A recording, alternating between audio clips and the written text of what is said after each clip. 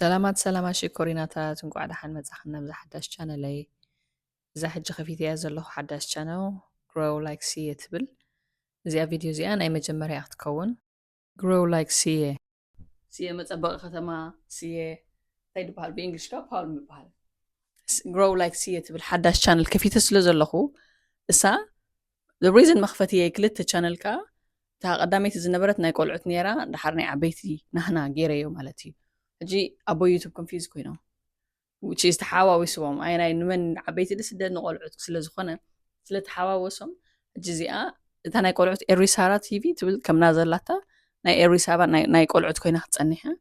ናህና ናይ ዓበይትኻ ናይ ኣዴታት ወይ ናይ ደቂ ኣንስትዮ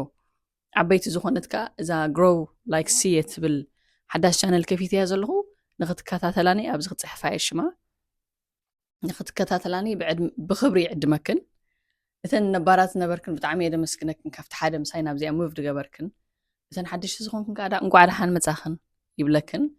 ካልኣይ እቲ ቪድዮታት ኣብቲ ናይ ኤሪሳራ ቲቪ ዝነበረ ናይ ቆልዑት ተሓዋዊሱ ዝነበረ ናይ ዓበይቲ ናብዚ ሓድሽ ቻነል የሳግሮ ኣለኹ እተን ዝረኣኽንኦ ትደግምኦ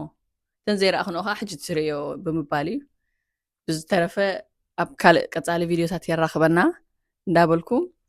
እንድሕር ፈቲኽንኦ ፕሊስ ላይክ ሼር ኮመንት and subscribe ነዝንሃና ቻነል ብድሕር ሕጂ ብሓንሳብ ክንዓቢ ስኽን ስማዓክን ስኽን ዳዕበየክን ንዓይቲ ነግራኒ ኣነ ዳዕበየኒ ንዓኻትክን ነግረክን ብዘን ሕዋተይ ኮይና ድገበርናዮ ኩሉ ነገር ብሳኻትክን ሼር ክገብሮ እየ ስኻትክን ከዓ ናታትክን ኮመንት ኣይትሕመቓ ንብለክን ዝተረፈ ብልበየ ዝፈትወክን ኣምላኽ ልብኽን ሓጎስን ሰላምን ይምላእዮ ንኹላህና ቻው ቻው ፈትወክን እየ ቻው